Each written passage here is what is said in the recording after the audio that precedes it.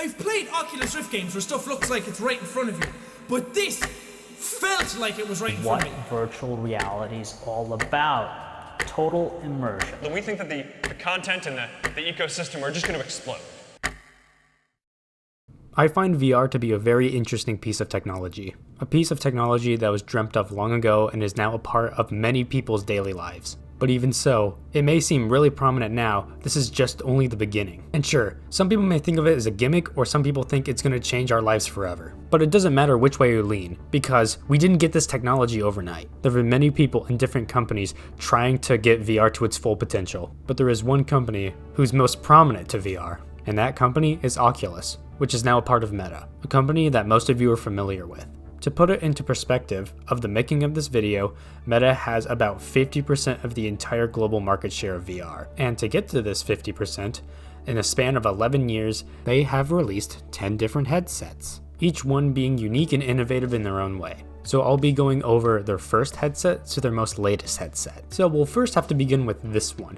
This is the Development Kit 1, the first original Oculus Rift, but for the sake of consistency, I will be just calling this one the DK1. This headset may not seem like much, but it would be a great foundation for what would be to come. This headset would launch in March 28, 2013. It would cost $300. It would come with a 640 by 800 per eye resolution with a 90-degree field of view and a 60 Hz refresh rate. And if you're not sure what hertz are, you can pretty much just think of it as frames per second. And even though this headset didn't really look like much, there wasn't much like this at the time. And sure, it may look a little blocky or out of date, but I can assure you, this thing surely planted the seeds for VR. That's not to say that this headset had any issues. For being one of the first mainstream headsets, it really didn't have much to offer. The reason why it's called the Development Kit 1 wasn't because it was for the average consumer. It was for developers to start developing games and really experimenting with this headset. So there wasn't really any real games for the system, just little demos and experiments for people to mess around, just to really show the potential and to get the word out that this technology is advancing. Since there weren't really games on the system, you really couldn't do much with the headset. And sure, $300 right now doesn't seem too bad, but you gotta remember, in order to use this headset, the only way you could do that is by using a pretty powerful PC, which not many people really wanted to do that. And to top that off, this headset didn't even come with its own controller. You had to get your own Xbox controller just to connect with it. This headset would also only have 3 degrees of freedom and not the 6 that we have today. And to show how this affects the games of the headset, you would only be able to move your head up, down, left, and right, which is pretty nice. However, you wouldn't be able to move your body, so you'd only be stuck in a fixed position and you could move your head around, but moving your body is a no-go, which really hurts the immersion of being in VR. Even though this was a really spectacular headset at the time, it was just lacking so many modern features that we have now. It had no microphone, no speakers, no headphone jack, and no positional tracking, so only 3 degrees of freedom. There would also be no IPD adjustment, so the lenses in the headset would only be in a fixed position and wouldn't be able to be moved to fit your face more comfortably. But despite all of this, it still sold around 65,000 units. Not bad at all. This should make some people really think that VR really has a chance in the world. But there would be one person who wouldn't just think this is gonna take over the world, but believe in it.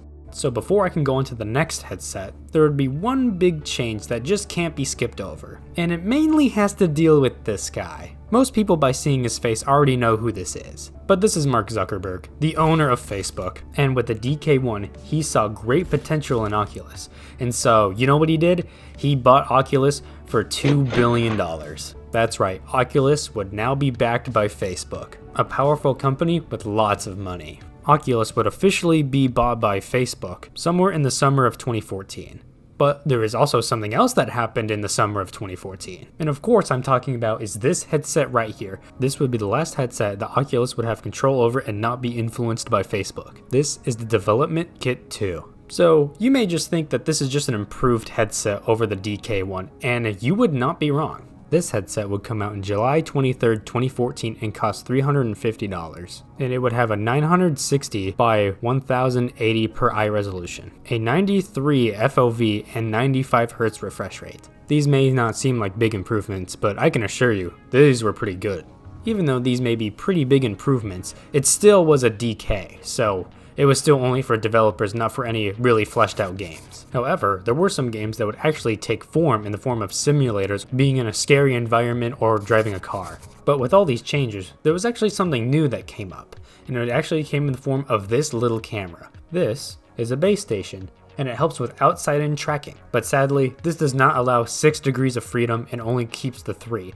But this surely did improve the tracking and would be a great start on to break from 3 degrees of freedom to 6. And besides the base station, the headset really didn't gain any new features. It still had no microphone, no speakers, no headphone jack, no positional tracking, and no IPD adjustment. But the changes that this headset did make would be greatly beneficial, because the DK2 would sell 119,000 units. More improvements, more money. Seems like a pretty good deal to me. And even though this headset may have its flaws, there still wasn't any real competitors yet to really dethrone it. But I can assure you, it wouldn't stay like that for long. The third Oculus headset may come to a surprise, but just bear with me here. And the third headset looks like this. This is the Samsung Gear VR. Yes, okay, the name's a little weird, but in a second it'll all make sense. This headset came out on August 21st, 2015, and it costed $99. It had a 1280 by 1440 resolution per eye. It had somewhere between 96 to 101 FOV, depending on which version you had, and a 60 Hz refresh rate. With the name Samsung Gear VR, you'd think, isn't this just Samsung's headset? And yes, you're right.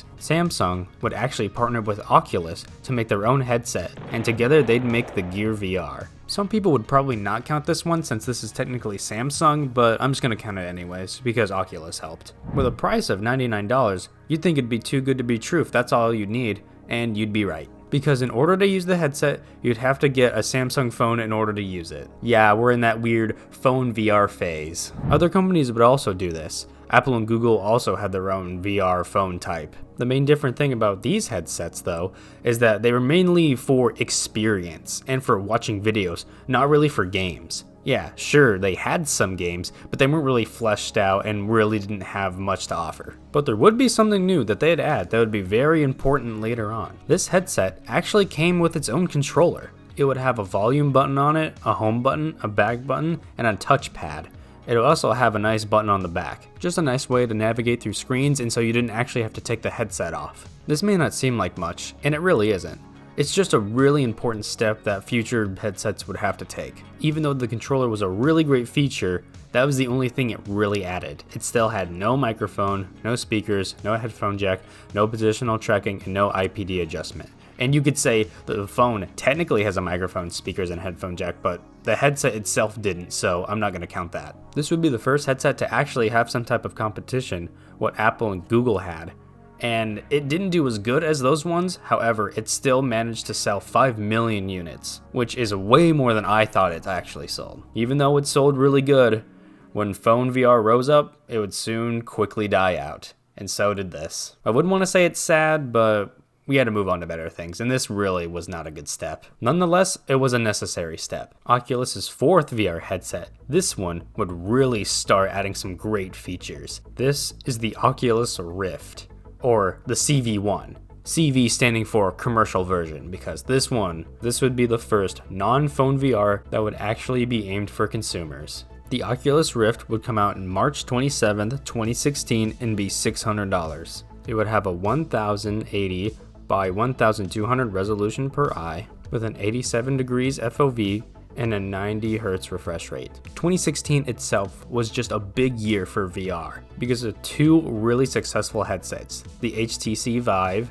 and of course the Oculus Rift. This is when VR would finally start really taking shape and grabbing the attention of millions of people, myself included. However, the Oculus Rift would struggle a little bit compared to the HTC Vive because it only came with one base station and a controller, because HTC Vive would give you two base stations and its own separate controllers. It took Oculus a while, but at the end of 2016, they came out with these. These are the Oculus Touch controllers. Two separate controllers that you could put in each hand and move in different directions. HTC would have something similar, but it'd look a little different. The button layout is quite similar to an Xbox controller, but you may notice these big rings. These big rings are here just to help track where the controllers are to the headset and its surroundings. So they may look weird, but for now, they're very necessary, because you'd actually get to be able to move your hands in a 3D space, which means we've finally made the jump from 3 degrees of freedom to 6. So with 3 degrees of freedom, you would be able to move your head up, down, left, and right and tilt your head,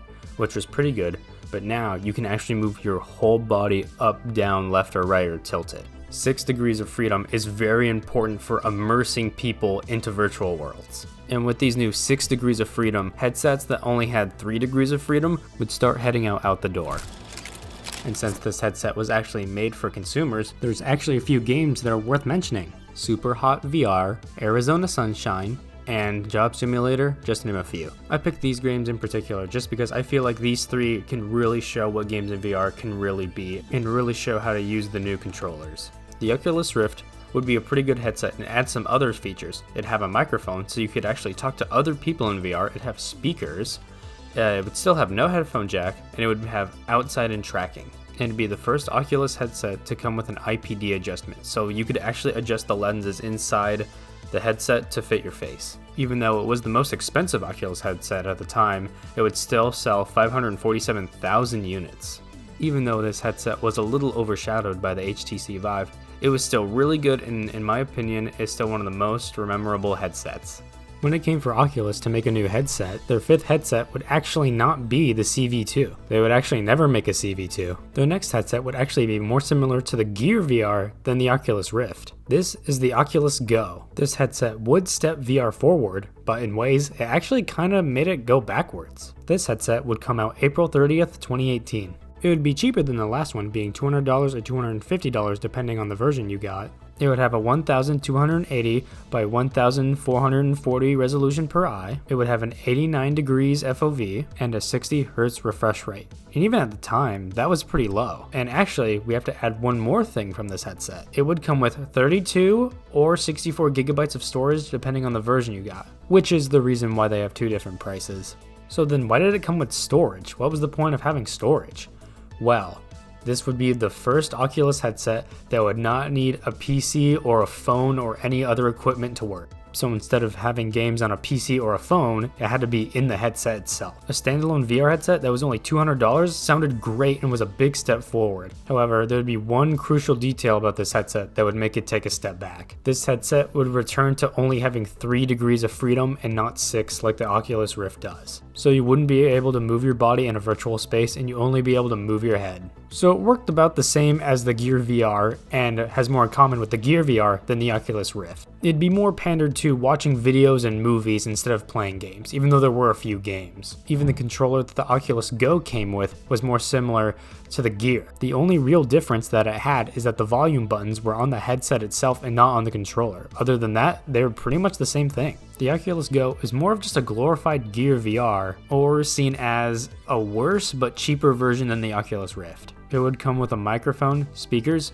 and for the first time, a headphone jack. However, it would have no positional tracking and no IPD adjustment. What really saved this headset was the price, which is the reason why it sold 2 million units. Even if the Oculus Go did have some issues, it still shows that making VR cheaper will make more people buy VR. And that would be a crucial idea that Oculus would have to learn. And they would use that tactic on their most successful headset to date. Once again, the Oculus Go had some good things and some drawbacks, but the good things would really pay off soon.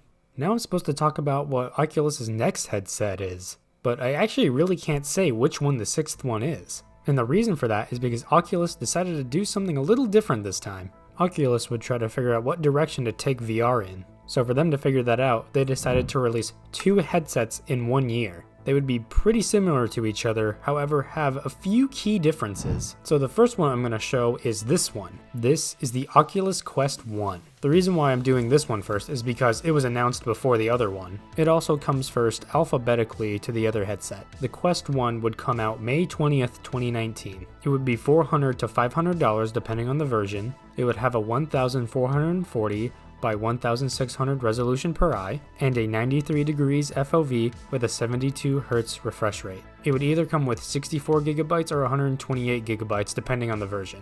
The Quest 1 would almost be like a jack of all trades from all the previous headsets. You wouldn't need a PC for this headset, and no one needs to get one for it. But if you do have a PC and VR games on it, you can actually use a link cable to link to your computer and actually play those games. So now instead of needing 2 versions of the same game, you only need the one, which really helped, but that's not the Oculus Quest's greatest feature. The main thing that stuck out from this headset was the inside-out tracking. This would be different from outside-in tracking. So for outside-in tracking to work, you would have base stations around your room, and then that would be able to track where the headset is. Even though outside-in tracking is still widely used today for certain headsets, if you didn't have these cameras around, then you wouldn't be able to use your VR headset, so the only way it would work is if the headset was only 3 degrees of freedom. So to fix this, what inside-out tracking does, instead of the cameras tracking the headset would have cameras on it, and it would be able to track itself. So now the headset can have 6 degrees of freedom without needing to set up cameras. This change would leave the headset to be more convenient and accessible to people, so it has all the great things from PC VR and standalone VR into one.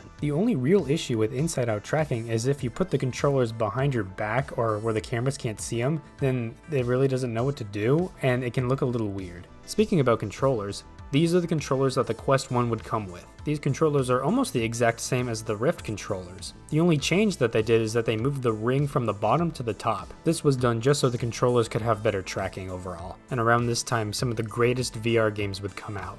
Asgard's Wrath, Half-Life Alyx, and Boneworks would be some really great titles. So this headset already sounds great overall, but there's still one thing that I'm missing. A really cool feature that Oculus has been working on. A couple months after the Quest came out, an update would come out where you could actually use your hands instead of controllers. There were certain games where the cameras on the headset would actually be able to track your hands and you would be able to use your hands in VR. Even though most games weren't actually capable of using the hands correctly, there would be a few games that would actually be able to show how good the technology has come. This headset would almost have nothing to hold it back. The only real issue that this headset had is that the graphics card that was in the headset was a little weak. Other than that, the headset really did not skip out. It had a microphone, speakers, headphone jack, inside-out tracking, and an IPD adjustment. This headset would be pretty successful. Even though Oculus has never given us a definitive answer on how many units have been sold on this headset, it's safe to say that this headset has at least sold 1.1 million units. One of the big reasons why this VR headset did so well is because there really wasn't anything else like it at the time. It was just so different and unique to everything else. And because of all these reasons,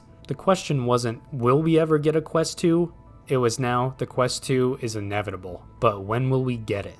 Before I can talk about the Quest 2, I still have to talk about the headset that came out at the same time as the Quest 1. This is the Oculus Rift S. This would be the first headset that I actually got, and only headset for now. The Rift S would come out May 20th, 2019, same as the Quest. It would be priced at $400. It would have a 1280 by 1440 resolution per eye. It would have an 88 degrees FOV, which even for the time was pretty low, with an 80 Hz refresh rate, also low for the time. The Rift S would have many similarities to the Quest 1. The main difference being it wasn't a standalone headset, you needed a PC to run it, which is the reason why this one has no storage. The main advantage of having this one on a PC is so the graphics card on the computer runs the games and not the headset itself. This would make games look and run a little better, and that was really the biggest difference from the Quest and the Rift S. Even the controllers that it came with were the exact same. I'm pretty sure they're not different at all. I'm still going to name some games that came around when this headset came out, just because I think these games were really noticeable and I think they deserve it. Those games being Beat Saber, Blades and Sorcery, and Lone Echo. Some very iconic titles that are still played today. Even though there isn't really much difference from this headset from the Quest, there is still one little thing that's interesting that is different from the other. Surprisingly, Oculus would get Lenovo to help make the head strap for the Rift S. This strap would actually be easier to adjust and was more comfortable. I have tried other default straps from other headsets, and I would have to say the Rift S is my favorite. So at least now you don't have to spend any extra money just to make the headset a little more comfortable. Even though this headset wasn't as popular as the Quest, it was still pretty good. It had a microphone, had speakers, a headphone jack and inside-out tracking, just like the Quest 1 does, but surprisingly, there would be no manual IPD adjustment, which really hurt this headset. Even though you can go in the software and try to change it in there, it really doesn't work too well. And really weirdly, I tried to look everywhere to see how many units were sold, and I couldn't find a definitive answer, so I really don't know how much this headset has sold. The only conclusion that I can really come up with is that this headset sold worse than the Quest 1. And before I stop talking about this headset, I just want to quickly compare the Quest 1 to the Rift S, just to show how the Quest 1 probably sold more than the Rift S. The Quest 1 just had a lot more going on with it. It had a higher resolution, it had a higher degrees of view, the Quest would have a manual IPD adjustment, Rift S wouldn't, and the Quest would have hand tracking, and the Rift S did not have hand tracking. The Rift S just wasn't built with hand tracking in mind. And sure, the Hertz was a little bit better, but it really didn't make too much of a difference. And because of these reasons, this would be the last Rift headset that they'd ever make. It was hard to see the Rift line finally being discontinued, but we had to move on. Now I can finally talk about the best-selling headset to date. Most of you already know what this one is. This is the Oculus Quest 2, or Meta Quest 2. I'll get to the reason why it has two names, but I'm just going to call it the Oculus Quest 2 just for consistency. The Quest 2 would launch in October 12th, 2020. It would be $300 to $400. It would have a 1832 by 1920 resolution per eye, a 97 degrees FOV, and a staggering 120 Hz refresh rate. It would either have 64 gigabytes or 256 gigabytes depending on the version. This headset didn't add anything new, it just made better what it already had. It was just cheaper and improved what it already had, besides one little thing that it actually lost. The IPD adjustment would be a little different. Instead of having a full range, it would only have 3 notches that you could choose from, which wasn't that big of a deal, but it was a little annoying for some people. And the controllers would be the same as the last two, but just white. They did say the tracking would be better on these ones, but the design is still the exact same. And with all these improvements and the price reduction, this made it to be a very popular headset. So popular that it is still being sold today and is the longest lasting headset. The longest lasting headset before this was the original Rift, which was 3 years, but the Quest 2 has now beat that with 3 years and 3 months, and it's still going. But in that time span, there would be a little bump in the road for this headset. Oculus decided to get rid of the 64GB model and instead have a 128GB model. So they'd stop selling the 64GB model and make the 128GB model $400, being $100 more than the 64GB model. And the 256GB model would raise to $500. That wouldn't last too long because of right now, the 128GB model is now $250, and the 256 model, $300, making it the most affordable VR headset to get right now. But also around this time, this would also be the rise of accessories for this thing, and for other headsets too. Other headsets had third-party things, but this really ramped that up. And I still haven't talked about the games that came out around this time. Population 1, Lone Echo 2, and Bone Lab would be some great titles to add to the VR catalog. This headset is just fantastic. Came with a microphone, speakers, headphone jack, inside-out tracking, and partial IPD adjustment. And because of all these reasons, it would sell 20 million units. And you can still go and buy it on the store today. When the Quest 2 finally gets discontinued, this number is going to be way bigger, which means this headset is the best-selling headset of all time. And now for the first time, this is the first headset that I actually still recommend today. Everything about this headset just went right. And now before I move on to the next one, there would be a pretty big shift that I can't just skip over. Something that would change this company forever. It is time for us to adopt a new company brand to encompass everything that we do. To reflect who we are and what we hope to build, I am proud to announce that starting today, our company is now Meta. On October 28, 2021, Facebook would rebrand and be known as Meta. So Facebook and Oculus would go by the same name. This change happened because Facebook wanted to be more committed to VR and AR technology. And the Oculus Quest 2 would now be known as the Meta Quest 2, and other VR headsets would have the same name. And with this announcement, they would say how they wanted to shape the VR world. They would talk about and visualize their future and how they wanted to play a much bigger part, which may sound good, but most people, including myself, did not like what they presented. It just seemed they wanted to be a more controlling over people and their experiences, and other people just think this technology just wasn't ready yet. And because of this, from when they changed their name to now, Meta has lost $650 billion in market value. Yeah, not looking too good. Maybe this step will pay off later in the future, but as of right now, who really knows? With Meta's next headset, they would really try to show how committed they are to VR, and they wanted to be ambitious with this one. This is the Meta Quest Pro. This would be Meta's first headset that would be labeled as high-end. The Quest Pro would launch October 24th, 2022 and be $1,500. It would have a 1,800